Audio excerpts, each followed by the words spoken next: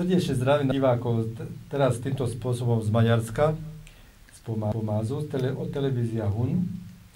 Máme tu slovenských hostí, Juraja Chlebíka, dobrý večer. Jozefa Klániho, dobrý večer, Kormoš László a moje meno je doktor Horkovič. János. János, tak. My sme sa dneska stretli z toho dôvodu, aby sme sa rozprávali o slobode našich národov, o slobodu slovenského národa, o slobodu maďarského národa a jak sa tej slobode dostaneme, aké máme možnosti k tejto slobode sa zase vypracovať. Chcem sa ospravedlniť, že moja slovenčina taká, jaká je, už skoro 40 rokov nerozprávam slovensky, takže nech mi to prepáčia, vážení diváci. Ani nebudem tak veľmi veľa rozprávať, radšej dám slovo našim slovenským hosťom. Nech sa páči, pán Jozef Kláni. Takže sloboda, ústredná téma, sloboda, rezonuje. Takže ja by som začal, alebo by som chcel upozorniť, ako sa dopracovať tejto slobode. Základom slobody, to znamená, rozlišujeme prirodzený stav pred vznikom štátu, a potom občiansky stav, keď občan uzavrie zmluvu so štátom na základe spoločenskej zmluvy, ktorou je ústava, zdôrazňujem ústava každého štátu. Uzatvára sa to neformálne, je to fikcia. Nikto nič nepodpisuje a nadobudnutím štátneho občianstva, dňom nadobudnutia štátneho občianstva, občan vstupuje do zväzku so štátom. Sú dve zmluvné strany a vzájomné práva a povinnosti. Táto zmluva, ústava je synonymum. Ústava, táto zmluva je založená na teórii prírodzených práv a zmluvnej teórii. Teória prírodzených práv, to sú práva človeka. Všimnite si, diferencujeme pojem človek a občan. Človek to je prirodzený stav. Týka sa všetkých ľudí. Tieto prirodzené práva nepochádzajú od štátu. Štát limitujú jeho moc a pochádzajú tieto prirodzené práva od prírody. Ak je človek veriaci, tak od stvoriteľa, od Boha. Rodíme sa všetci rovní a slobodní a tak to má zostať na veky. To je večný zákon. Takže táto spoločenská zmluva je postavená na prirodzených právach týchto občanov, ak sme vstúpili do občianskeho stavu zatvorením tejto zmluvy. No a na zmluvnej teórii. Zmluvnú teóriu to je uzavretie tej zmluvy. Občania uzatvárajú medzi sebou zmluvu, vyberajú si verejných činiteľov, orgány verejnej moci, respektíve zriaďujú štát, jeho usporiadanie a fungovanie. Takže občania sú vlastníkmi moci, zdrojom moci a vykonávateľia moci. To je ich suverenita. Vlastníctvo tejto moci, to je synonymum je suverenita. No a toto vlastníctvo, respektíve táto zákonodárna moc občanov sa nedá odovzdať na žiadny iný subjekt, na iného suveréna. A teraz sa dostávame ku koreňu veci. 1.5.2004 vstupovala Slovenská republika do Európskej únie na základe Lisabonskej zmluvy. A ja chcem všetkých ubezpečiť, že táto zmluva je absolútne neplatná A tento akt je absolútne neplatný, lebo predmetom referenda bolo verejné hlasovanie občanov o vstupe do Európskej únie, ale oni nevedeli, že odovzdávajú zákonodárnu moc. Takže chcem oznámiť verejne, že predmetom referenda bolo plnenie absolútne nemožné, lebo zákonodárna moc občanov sa nedá odovzdať. Takže je to neplatné. Právnym následkom je zánik národa a štátu. Národ existuje len fyzicky. A presne to, čo sa deje na Slovensku a v ďalších európskych krajinách, konkrétne aj na Maďarsku predpokladám, že maďarský národ odovzdal zákonodárnu moc. A zistíte to podľa toho, lebo v Slovenskej ústave je jasne napísané, článok 7, odsek 2, že právne akty európskych spoločenstiev a Európskej únie majú prednosť pred zákonmi Slovenskej republiky. To je nepripustné.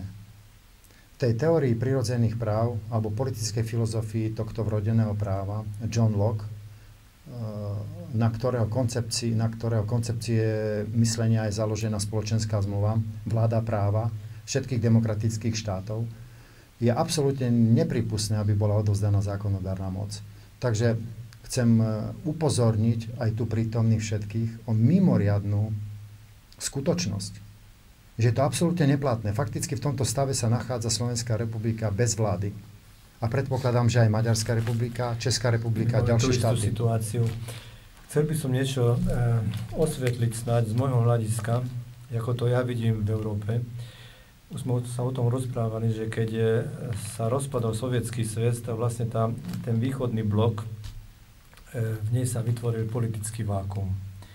A tento politický vákuum vlastne využil tá západná Európa, v ktorých štátoch musí byť pre každého jasné, že tieto štáty boli všetky také štáty, ktoré mali historický základ na kolonizácii iných národov.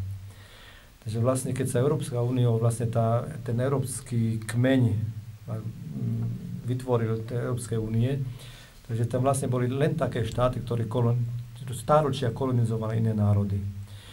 A práve preto, že počas druhej svetovej vojny skoro všetky svoje kolónie stratili, však na všetko dalo Amerika svoje papuče, takže vlastne ostali bez kolónií a ten vývoj svojej krajiny, ktorý bol založený na tom, že vykoristovali iné národy, bol zastavený. A oni sa strašnou radosťou vrhli na tú východnú Európu, na ten politický vákuum a vlastne vytvorili otrocké pásmo, z ktorého teraz sa pokúšajú vyťahovať energiu.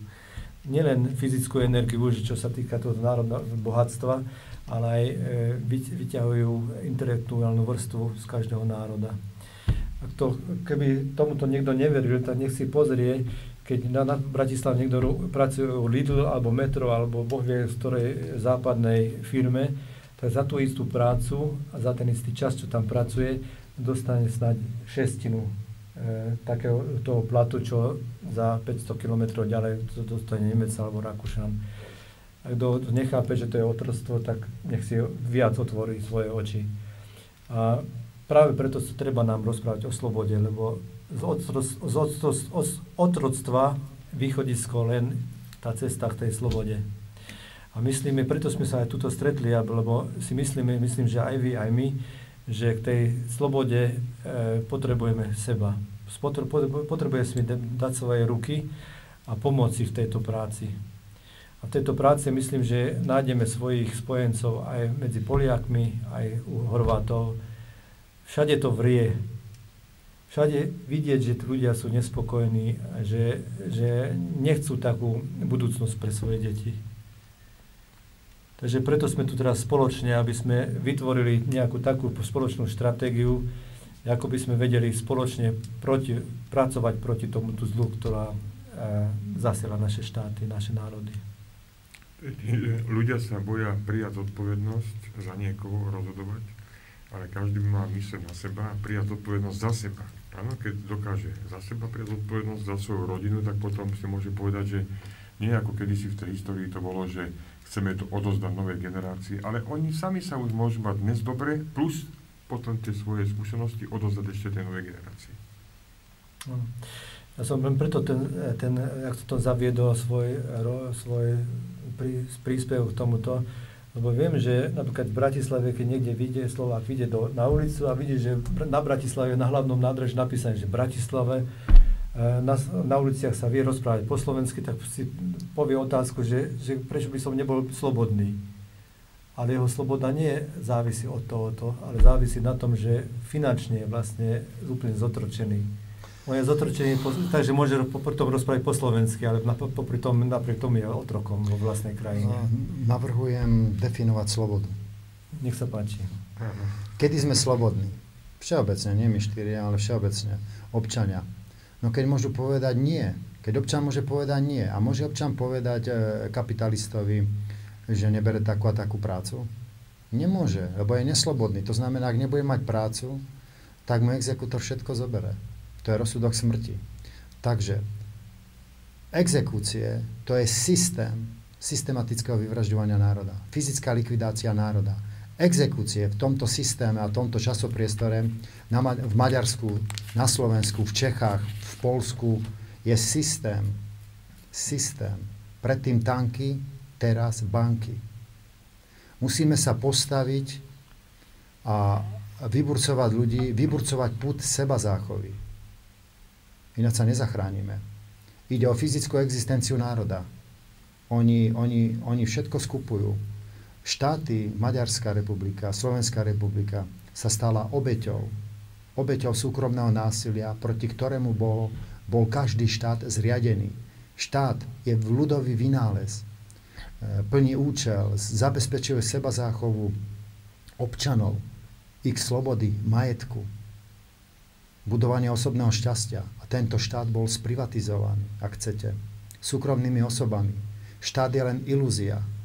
Ono funguje všetko ďalej, ako fungovalo, ale už to nie je štát občanov, už nechráni občanov, je to ich nepriateľ. Je to súkromné zriadenie. A dodám pre vysvetlenie niektorým, ktorí možno, že tomu viacej rozumejú, politické strany zdegenerovali na parlamentný systém násilia. Politická moc sa na Slovensku, v Maďarsku, v Slovensku, Slovenskej republike, Maďarskej republike kupuje. Parlament je bábkové divadlo. Takže občania, zobuďte sa.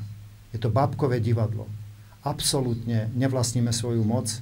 Sme otroci vo vlastnej krajine. Chceme naspäť svoju suverenitu, svoju zákonodárnu moc. Chceme rozhodovať o svojej krajine a o svojich životoch.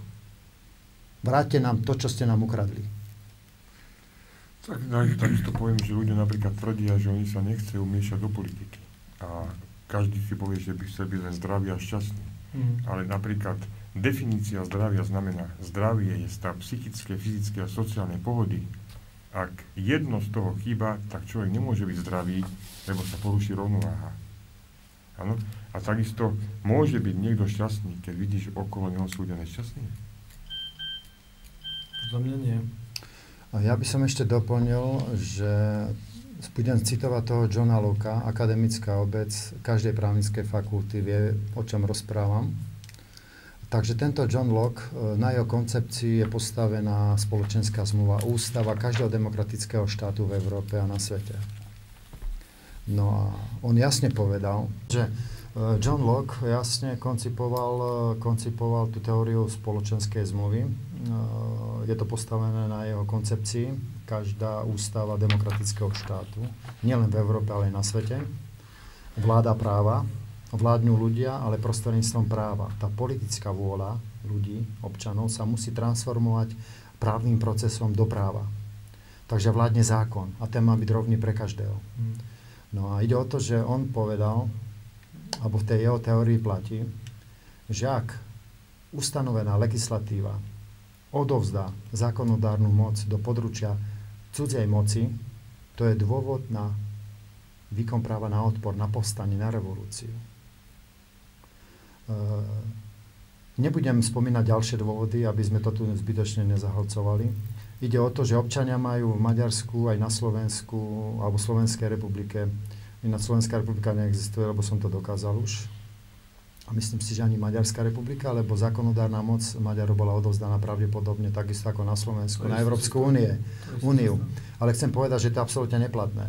Takže nemôžu Maďari ani Slováci vykonávať na svojom území svoju moc a je tu presadzovaná cudzia vôľa na území, na našom území a v našom právnom poriadku. A na presadzovaní tejto cudzej vôle iného suveréna sa podieľajú naši verejní činitelia a funkcionári. To znamená, kolaborujú, sú kúpení.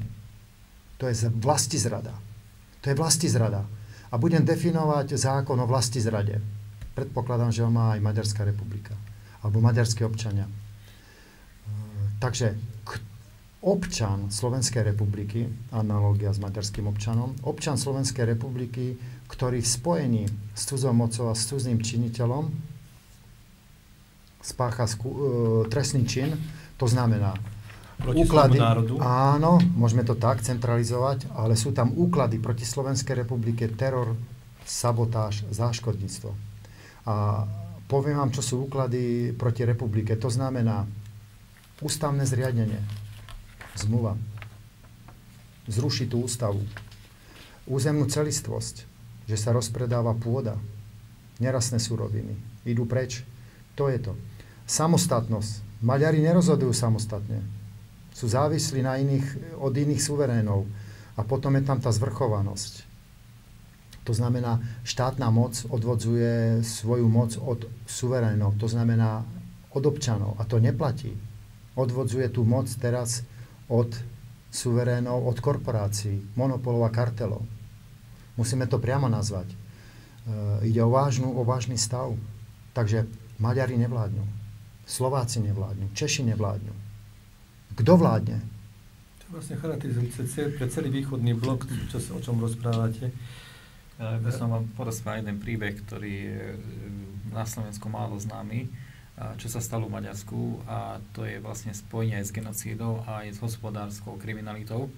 A to boli tie devizové úvery. A ako to spravili?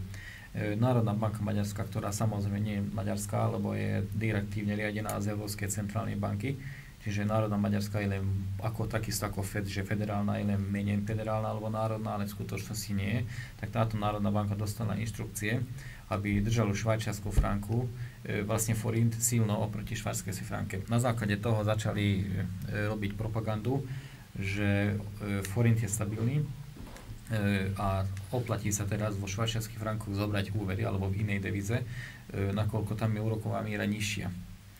Tak ľudia, čo si začali kupovať domy, auta, alebo to je jedno čo, prišli do banky a oni aj keby chceli forintový úver, tak ich odmietli tým, že na to nesplňate kritériá, ale splňate kritériá na nižšiu úrokovú sadzbu na devizový úver. Takže vyslovene boli zatlačení do toho, aby ten devizový úver podpísali a zobrali. A tá banka, keď vlastne zaplatila tomu človeku, tak on nedostal dolár, švajčiarsku franku alebo euro, ale on dostal forinty, lebo on vo forintu musel zaplatiť aj tú nehnuteľnosť, ktorú kupoval. To znamená, že prakticky tento úver, nikdy v živote na tento úver nebol zobratý zo strany banky žiadna devíza. A to sa potvrdilo aj tak, že sa vypýtalo na Národnej banky Švajčiarska štatistický výkaz, že koľko vlastne maďarské banky koľko devíz od nich nakúpili, a nebolo to nič inšie ako pred tými devizovými úvermi. To znamená, že na klasické obchodné styky, čo potrebovali devízy, len toľko zobrali. To znamená, že prakticky ničím to nebolo kryté. Potom pustili tento ochranný mechanizmus, vlastne uvoľnili a zrazu padol forint, lebo bol umelo držaný vyššie. A ako náhle padol forint, tak i dlžný kapitál sa zdvojnásobil. To znamená, že ten, čo doteraz dlhoval, dajme tomu ako v eurách, keď to poviem, dlhoval 10 000 eur, tak z jedného dňa na druhý deň sa mu zvýšil jeho dlh na 20 000 eur. Samozrejme, že jeho splátky boli vyrátané tak, že ako takto zo svojej výplate dokáže zaplatiť, a zrazu dvojnásobok splátok pohľadil jeho celý príjem, čiže nebol schopný splácať.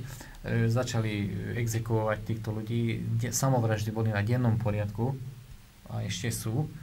Títo ľudia boli úplne znemožnení a toľko, že slovenská vláda neschválila ten zákon, ktorý schválila maďarská vláda, že tieto devizový podvod môžu spraviť. Lebo to je čistý podvod. Týmto spôsobom v Maďarsku viac 10 000 ľudí stratí svoju strechu nad hlavou, lebo bol prinútený, aby mu zobrali.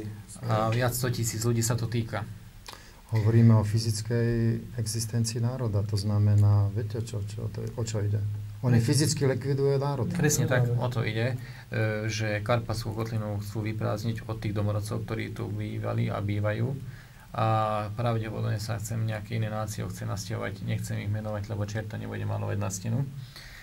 Ale je to jasne vidieť, že o čo ide, a to isté funguje aj pri potravinovom priemysle, lebo to, čo sú potraviny v obchodoch, v obchodových reťazcoch, to je vlastne balený jed, to nie sú potraviny, sa len volajú potraviny, to, čo sú samé hečká napísané, to, čo zo Španielska sem musia paradajko doniesť, to je chore, že to je nenormálne, nie, že koľko 1000 kilometrov sem prevážajú nejak a zelené to odberú.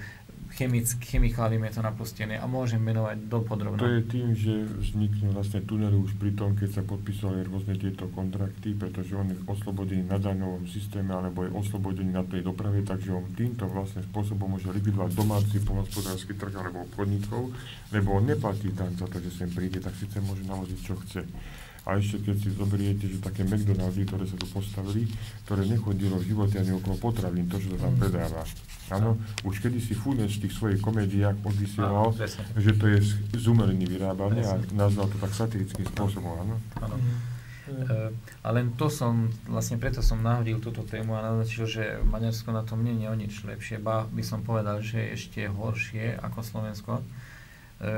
Lebo predsa, keď zoberieme tú Karpatskú kotlinu, tak Maďarsko je úplne v strede a najprv samotnú centrálu treba absolútne zlikvidovať, preto napríklad už Budapešť sa nevolá Budapešť, ale Judapešť, takže už som aj povedal, že kto to je. Takže a proti týmto parazitom, lebo ináč ich nemôžem nazvať, proti týmto parazitom nemôžeme bojovať samostatne, ale musíme naše síly spojiť. A práve to je ten účel, prečo sme tu teraz my štyria, lebo Slovensko potrebuje Maďarov a Maďari potrebujú Slovákov, navzájom sa potrebujeme. To znamená, že aj keby sme boli akože nepriateľi, čo nie sme, aj vtedy by sme sa potrebovali spojiť. Aj vtedy, ale my nie sme nepriatelia. Ja som to nepriateľstvo nikdy necítil, ale som veľmi rád, že tu mám konečne Slovákov pri jednom stole, že to môžem priateľstvo o týchto veciach. Aj preto trošku sem aj do tejto časti, tejto témy vojsť, lebo tú osvetu aj na tejto, podľa môjho názoru, aj na tejto úrovni treba riešiť. A ešte vám poviem takú srandu, že ja som sa stal predsedom Maďarskej rady v Maďartanáč Polgaritáš až na Slovensku, čo sme založili. Ja som sa tam dostal úplne náhodou a stal som sa predsedom, neviem prečo. A tam za účelom tohto občianskeho združenia bola vybojovanie autonómie na Slovensku pre Maďarov. A keď som nad tým rozmýšľal, som sa ich spýtal, že ako to chcú realizovať, aby jeden otrok si pýtal slobodu od druhého otroka, či je to akože prezrealizovateľné, ako si to predstavuje, tak na toto mi už nevedeli odpovedať. A som pochopil, že pokiaľ nastolíme úplne iný poriadok, to znamená, že vládu ľudu, a ktorá momentálne existuje, tak potom to nebudeme potrebovať žiadnu autonómiu, lebo automaticky získame slobodu. Automaticky tým, že sa nastolí nový poriadok. Čiže my nemôžeme pýtať slobodu od niekoho, kto takisto tú slobodu nemá. My sme týmto spôsobom vlastne dokázali, že právne ten štát neexistuje, že sme len veci a veci sú len tí, čo nerozmýšľajú a oni chcú, aby sme nerozmýšľali a keď rozmýšľali, tak sú veľmi nebezpeční, tak vás kriminalizujú, prenasledujú a účelovo vás snažia sa odstrániť. Alebo vás vyhlásia za smiešného alebo za blázna. Toto robia, to sú ich metódy. A ja by som to teraz kvalifikoval hovoriace veci. Áno. Doplním, Rímania mali tento inštitút na otrokov a my sme tiež asi hovoriace veci. No, to si musíme uvedomiť. Treba používať tento pojem, lebo človek dokáže potom diferencovať slobodu od neslobody. Lebo každá sloboda sa rodí pojmovým aparátom, že vieme pomenovať zlo. Takže upozorňujem na to. A ja by som ešte doplnil, nechcem byť ťažký, že tým odovzdaním zákonodárnej moci sme okupovaní. To si nikto neuvedomuje, to je okupácia. No. Takže páni, sme okupovaní. Maďarský národ je okupovaný, slovenský národ je okupovaný a ďalšie európske národy. Aby ste vedeli. Politici, ktorí boli na oslavách, teraz 21. augusta sa pred Univerzitou Komenského zúčastnili a veľmi tam oslavovali, že boli oslobodení od okupácie sovietských vojsk, ale pritom si neuvedomili, že vtedy vlastne tie sovietské vojny len plnili zmluvu Varšavskej dohody. A ja ešte doplním, že... Ja ešte toľko k tomu, že bez preletia jedine kvapky krvi boli ochotní sa stiahnuť a odísť, lebo videli, že ten národ síce nechápe, že čo robí, ale oni sa rozhodli preto zlo, čo sa volá demokratický kapitalizmus, a napriek tomu oni ustúpili. Nemali s tým problém. Toto skúsme urobiť s tými, ktorí nám teraz vládnu tými, lebo tanky odišli, ale skúsme banky takýmto spôsobom vyhnať revolúciou. Do nás pustia samopaj. To je rozdiel medzi tou západnou a ruskou mentalitou proti tou zlou ruskou. Presne, toto mi irituje jedného babylonského kráľa, keď súdil dve ženy, ktoré sa bili o kozu. Každá tvrdila, že to je jej koza. No, rozhodol tak, že tú kozu zabije, rozdelí ju na poli a dá každej polovicu. No a jedna žena povedala, že nie, nech ju nechá pre tú druhú ženu. Tak presne, ona bola vlastnička. A Rusi spravili to isté. Chápete? Áno. No fakticky, nie? A treba si to uvedomiť. To si treba uvedomiť. Treba si to uvedomiť, ale tí, čo si to uvedomujú, tak sú preto spoločensky bezpeční, lebo tým, že právny štát zanikne, tak od tej doby neplatí žiaden rozsudok. To znamená, že tie väznice sú plné ľudí, ktorí tam nemajú čo robiť, lebo sudcovia nemali mandát oprávnený na to, aby rozhodovali. A tohoto sa tá vrchná garnitúra, aby som mu nazval, bojí, pretože ani požičky, ani úvery, ktoré ľudia majú, nemusia platiť, takže ani exekúcie nemusia splácať, lebo občiansky preukaz sa stal neplatný, lebo otrok nemôže vlastniť doklad. Ja to upresním, presne je to, tam sú právne následky, tie právne skutočnosti. Chápete, tam sú právne následky a ja to presne poviem, že zanikol právny poriadok. Právo silnejšieho platí a tým, že majú médiá a zbranie, tak sú silnejšie. Už neplatí náš právny poriadok, nechráni našu slobodu, našu sebazáchovu, naše majetky. A to sa presne deje aj s Maďarmi, so Slovákmi a ďalšími európskymi národmi. To znamená fyzická likvidácia národa. Už existujeme len fyzicky. Právne a politicky neexistujeme, lebo oni sprivatizovali naše štáty. Ja vám poviem jednu štatistiku, čo sa týka teraz momentálne Maďarov. Neviem na Slovensku, jak tá štatistika vyzerá, ale predpokladám, že to je niečo podobného. Holanďania, jedna holandská banka, AXA Bank sa to volá, tu robila strašnú kampaňu, aby ľudia išli do privátnej poisťovne pre svoje dôchodná poisťovňa, aby bola privátna, lebo oni dokazovať na jednej karte, že preto je to potrebné, lebo tak málo detí sa rodí v Maďarsku, že to nevedia už potom financovať ich dôchodky. A tá karta vyzerá tak, že tam bola jedna AXA, jak sa povie?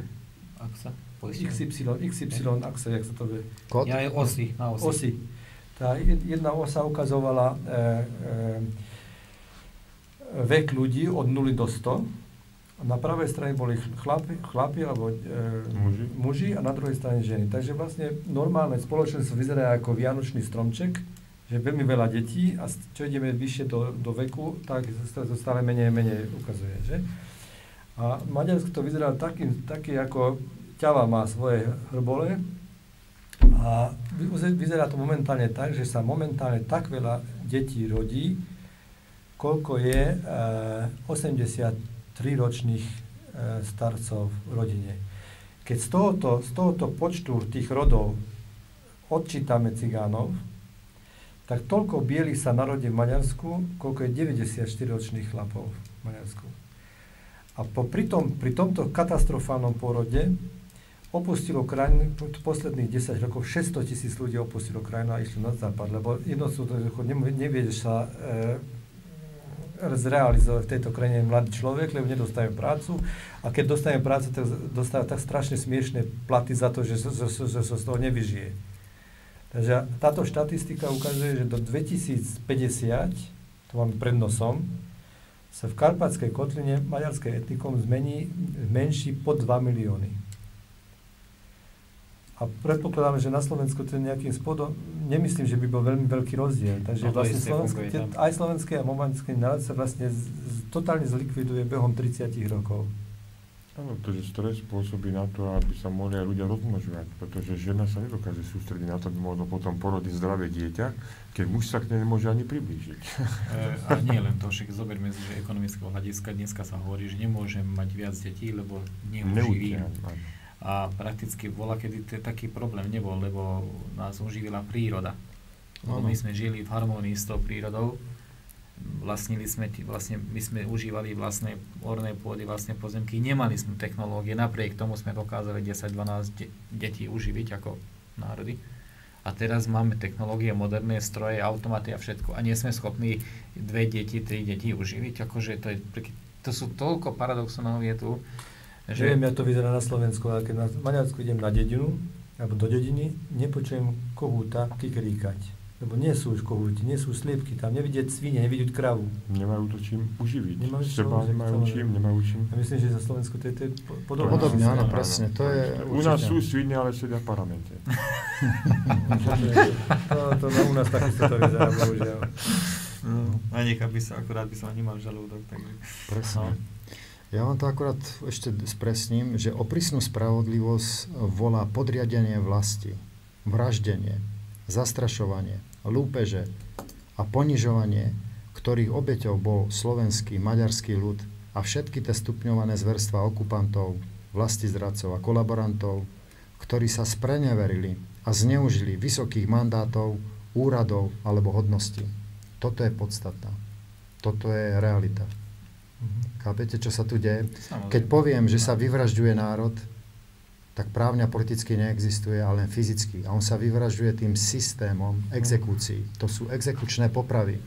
Keď ľuďom zoberete prácu, právo na prácu a nemajú z čoho zabezpečiť finančné prostriedky na ľudskú dôstojnosť a zavalíte ich bremenami, povinnosťami, tak to je systém vyvražďovania. Oni fakticky vyvražďujú. Ten človek, keď príde o všetek svoj majetok a ešte nesplatí tie úvery, pôžičky a tie exekúcie, tie exekučné tituly, tak fakticky ide na ulicu. A na ulici čoho čaká?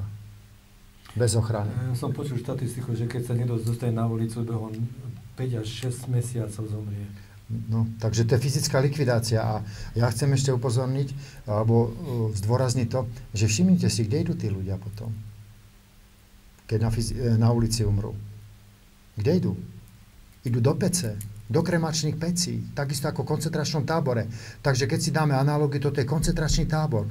Tu, kto je spôsobili pracovať, tak ho nechajú pracovať, dokiaľ dokáže platiť pôžičky, dlhy, hypotéky. Nemusí mať žiadnu hypotéku, dlh, pôžičku, úver, ale je zadlžený, lebo štát je zadlžený. Údajne jeho štát, ak prestane platiť a žiadny zamestnávateľ ho nezamestná, ide na ulicu a do pece. Takže preto používame pojem vyvražďovanie. Fyzické vyvražďovanie národa. Tu máme genocídu. A presne tak, a cieľenú. Áno, bohužiaľ ten národ, obidve naše národy, tak strašne prepratým mozgom vymazané mozgy majú, že to vôbec nevnímajú.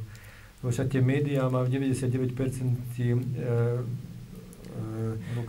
lavicovo-liberálne sily, ktoré tak strašne ovplyvňujú ten národ, že keď z 10 miest to isto počúva, že krásne sa mu tu vodí a krásne žije, tak vôbec nepochopí, o čom my rozprávame.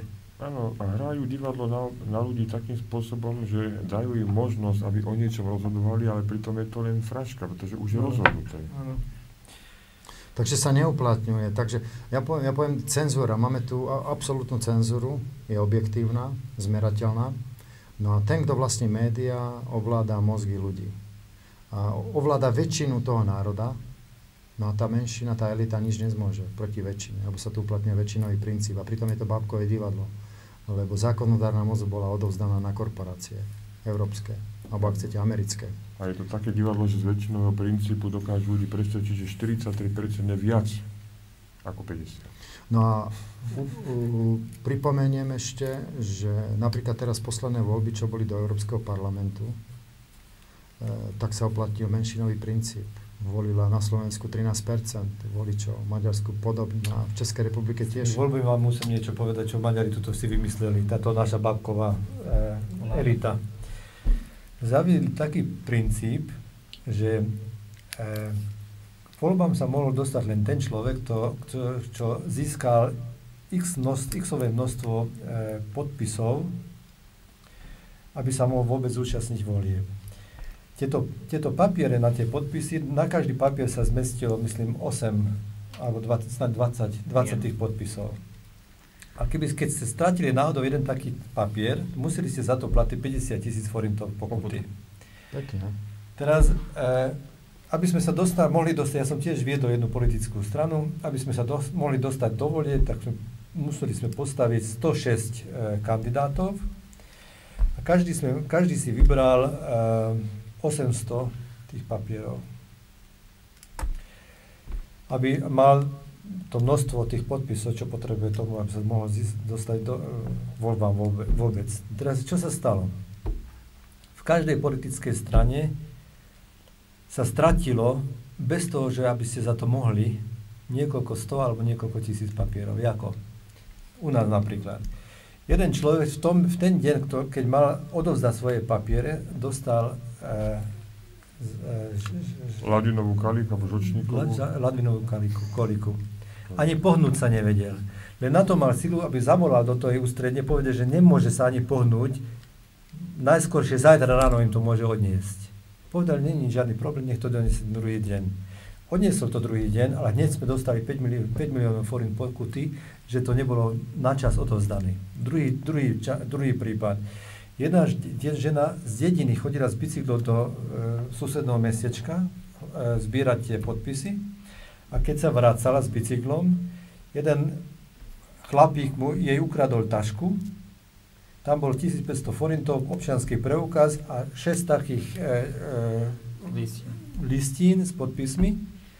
Išla na políciu, spravila záznam. Nikoho to nezaujímalo. Hneď sme dostali 300 000 forint pokuty, lebo ona stratila tých 6 papierov. Týmto spôsobom 80 strán sa zúčastnilo teraz na tých posledných voľbách. 80, to je strašné množstvo.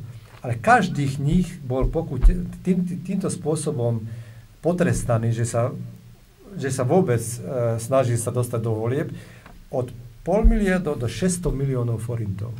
Do 600 miliónov forintov. Lebo jedna strana naraz brala všetky svoje podpisy do tej ústredne a stalo sa to, že oni dali všetky tie papiere do auta, do koferového, do krabice, v kufri. Do zadnej časti auto a zozadu do nich narazilo druhé auto a všetky papiere sa rozleteli. Takže preto dostali 600 miliónov forint pokuty. To možno, že nebolo ani náhody. Možno, že nebolo ani náhody.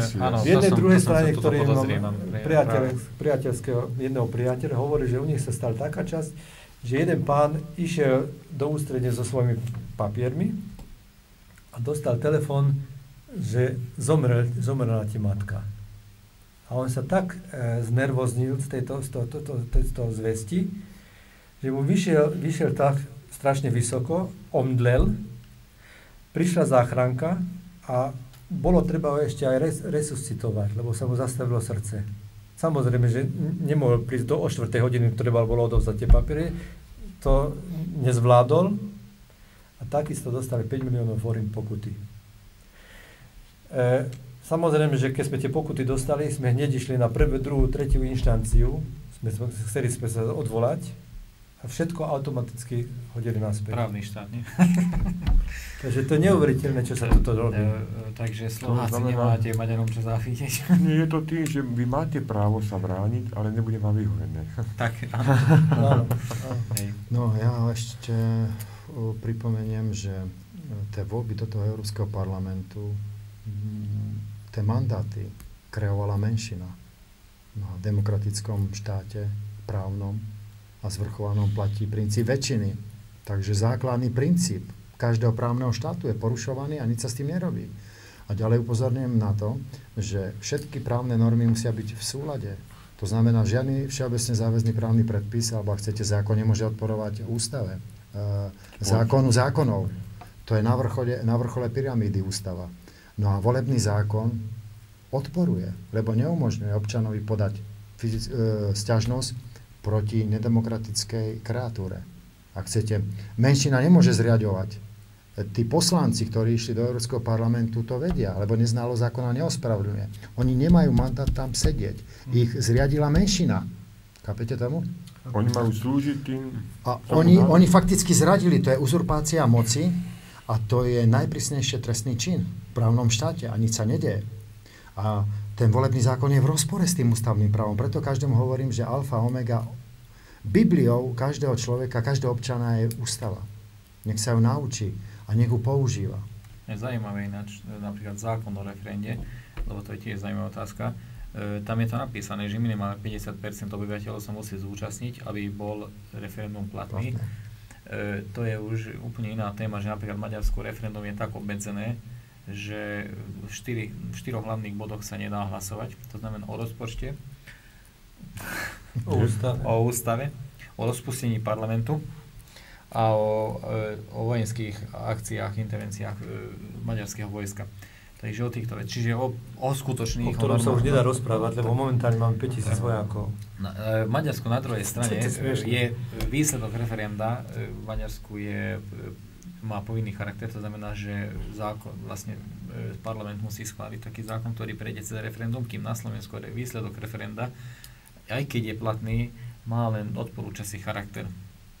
No ja sa spýtam, tento zákon, je to všeobecná vola? Není. No vidíte. Však o tom hovorím. Takže vládňu Maďari na svojom území? Nie. Nevládňu. A prečo s tým niečo nerobíte? Prečo nezriadíte vlastnú vládu? Na čo búrať nelegitímnu vládu? Treba zriadiť vlastnú vládu. Čakáme na to, ako to Slovensko spraví, aby sme to mohli skopírovať. Ja som akože vás...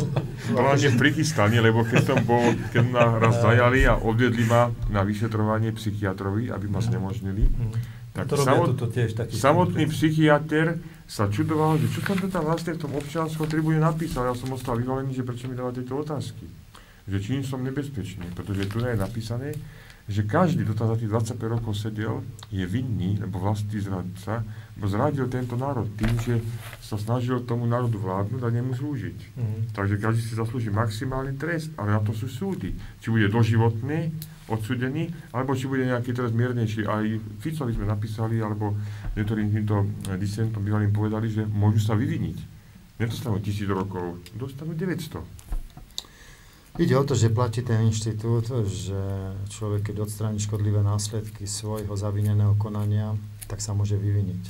Je to v právnom poriadku a platí to aj tu to znamená, máme tu ten inštitút práva na odpor, to znamená, občania môžu zobrať spravodlivosť zo vlastných rúk. Na papieri. Existuje to na Slovensku to právo? Áno, máme to v ústave a vy pravdepodobne tiež, lebo to je politické právo. A to je druh ľudských práv, takže tie ľudské práva sú všeobecné, takže platia aj pre Maďarskú republiku, to vám teraz môžem potvrdiť. Takže Maďarská republika neexistuje, veľmi nerad sa opravuje. To právo neexistuje, ale Maďari nezanikli. Polopate pre ľudí, to znamená, že keď vy vo voľbách dáte niekomu hlas a on sa stane vašim zástupcom, čiže písarom, poslancom alebo ministrom, ktorý má tú všeobecnú vôľu ľudí plniť, pretože ste mu verili, tak si na to zaslúži vlastne aj tú odmenu, čo dostáva, čiže tie peniaze mu nezavidím, pokiaľ pre ten národ niečo robí, ale oni sa snažia vládnuť a zneužívať práve tú vašu dôveru, ktorú ste im dali. Takže tento článok vás oprávňuje mu ju okamžite odobrať. A to je výkon práva na odpor, článok 32 u nás, napríklad v ústave. Ale oni to nechcejú počúvať. Oni priestupkovým konaním sa snažia zamaskovať a s tým, že príde väčšie množstvo policajtov, odpútať pozornosť od toho, aby ste nedali najavo, že niečo viete, čo by ste vedieť nemali. Vy to môžete tiež ako Maďari uplatniť, to právo na odpor. My to máme na našom historickom, v historickej ústave je to, a práve preto sa k tomu chceme vrátiť, lebo tam máme tie body, ktoré vlastne garantujú tomuto celému národu, nielen našemu, ale všetkým národom, ktorí tuto v Karpatskej kotline žijú, slobodu. To bolo právo Magna 1222. Tam bolo, áno, tam už bolo garantované právo na odpor.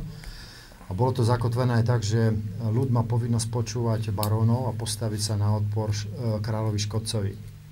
No, nemáme monarchiu, máme teraz demokraciu údajne, ale občan, a ja chcem zdôrazniť, nie občania, občan, to je individuálne právo. Občanská neposlušnosť je právo občanov. Tam to nemôže robiť jeden, že protestovať proti nespravodlivému zákonu, ktorý bol legálne prijatý.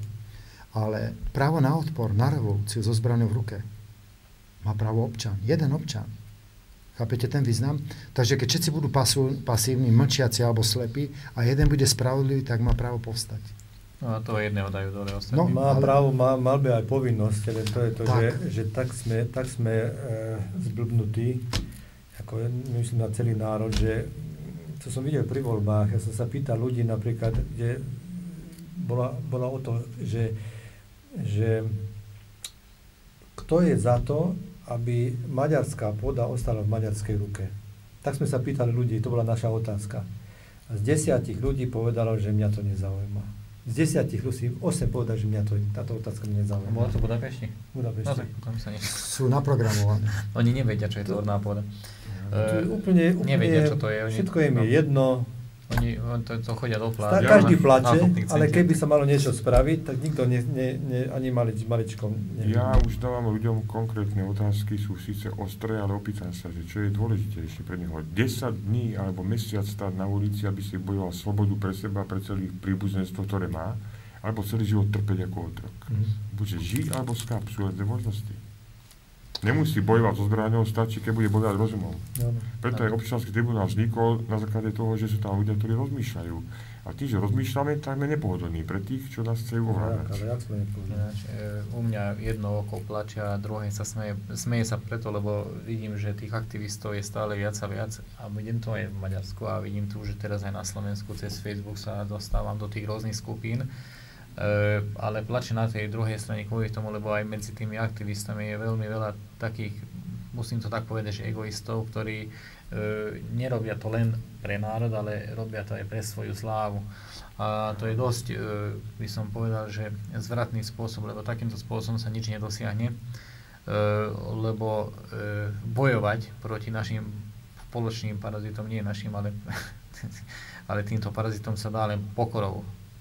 Maximálnou pokorou a úctou voči sebe a úctou voči druhému, lebo ako náhle tam bude len iskra sebeckosti alebo iných záujmov ako prospoločenských, presne, tak vtedy cez toho človeka môžu hoci ktoré zoskupenie rozobrať na prcky. A preto je to, že mnoho aktivistov sa nedokáže spojiť, a čo je nevyhnutné, aby sme sa spojili, lebo bez toho, keď sa nespojíme, tak sa atomizujeme ďalej. Takže sa musíme spojiť. A musíme si uvedomiť, a na Janošovi sa mi to ľúbilo vždy, lebo on aj týchto ľudí sa snažil vždy spájať, ale na každá strana mala takého predsedu, ktorý si myslel, že on je ten najväčší hrdina na svete a že jedine on dokáže viesť krajinu, a on bol jediný z nich, ktorých som si uvedomil, čo si všímal, že bol ochotný sa vzdať aj všetkých nejakých predsedovských alebo iných funkcií, keď urobia jednu spoločnú veľkú stranu.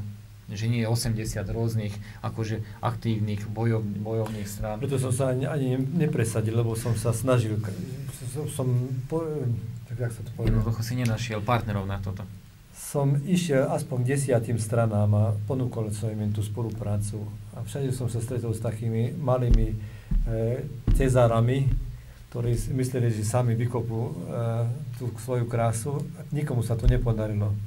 U nás tiež, my sme boli aj v Čechách, kde sme vlastne sa stretli so zástupcami Čechov, Moravákov a Slezska, lebo všetci by chceli, aby sa tu vybudovala nejaká nová spoločnosť, ktorá pracovala na báze konfederácií národov, aby mal každé rovnaké zastúpenie, pretože už tiež je to ako keď sedíte na rozletom benzíne a čakáte, kde padne sirka. Presne tak. Áno, takže napríklad my sme tiež dneska sa dozvedeli, že najvyšší čas je, aby sa tým ľuďom dala príručka tým, že sú nezodpovední a nechcú ako keby tú zodpovednosť prijať, lebo je rozdiel, keď máte aktivistov a každý sa chce presadiť tým egom, že ja som ten, čo to držal, ja nepotrebujem nikde sedieť v žiadnom parlamente, stačí, keď tu bude sloboda a môžem slobodne podnikať, ale dôležité je, aby si uvedomili, že jedna vec nás všetky spája, a to je to, že všetci chceme byť šťastní.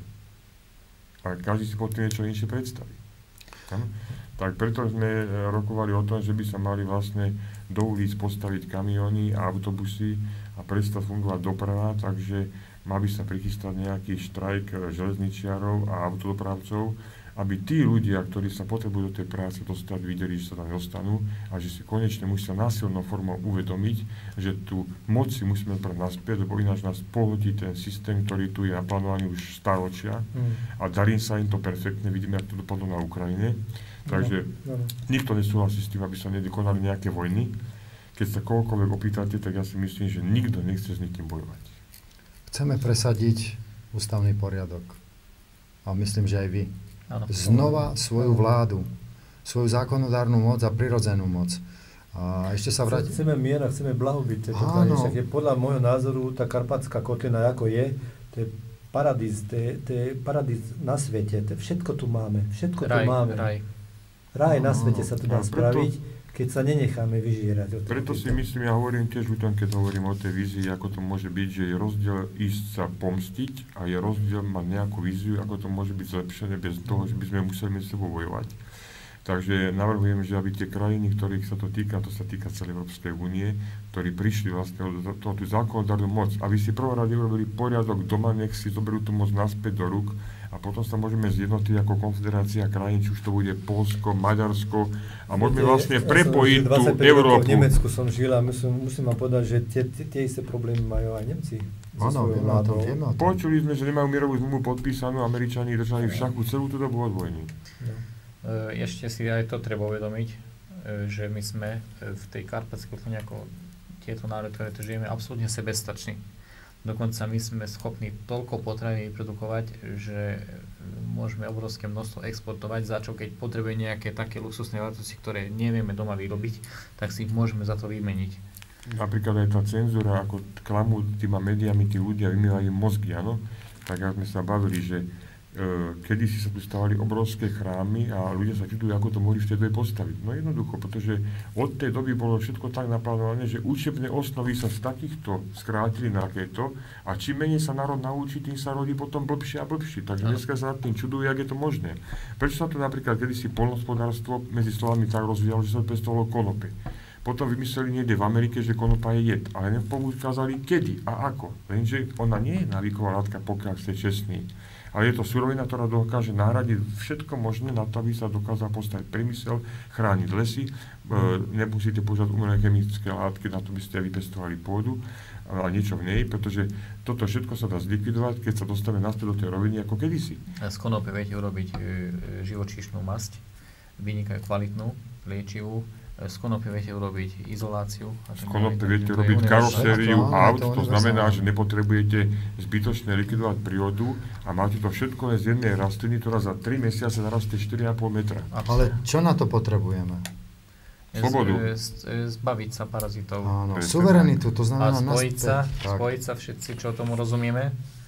Nemyslieť si, že sme tí najmudrejší, ale naozaj pokorou voči jednému, voči druhému. Nechcieť byť vodcom toho. Áno, nadosobné ciele. Skrátka, malo by to byť služba sebe navzájom si slúžiť, alebo by som to nazval, áno, taká, že... Sebe národu, vlasti slúžiť a navzájom si pomáhať. Ja by som tento rozhovor ukončil a chcel by som povedať, že som veľmi šťastný, že sme sa tuto stretli. Považujem to za veľmi dobrý začiatok, aby som navrhoval, aby sme sa aspoň mesačne stretli. Keď sa nesype, pokiaľ nás niekto nepopraví. Dobre. Aby som sa snažil aj o to, že aby sa tento kruh stále zväčšoval a zväčšoval. Budem sa snažiť, aby som sa k tomu pripojil aj Horvátov a aj Poliakov. Tie kontakty k tomu mám. Možno, že máte aj vy tieto kontakty.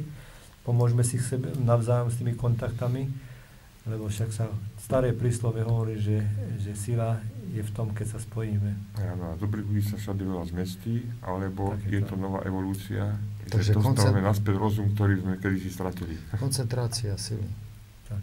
Potrebujeme koncentrovať moc, to znamená našu prirodzenú moc. Tak. Takže ešte raz veľmi pekne ďakujem, že ste k nám prišli. Ďakujeme za pozvanie. Ďakujem za ten rozhovor. Ďakujem pekne. Teda vy máte poriadny stisk.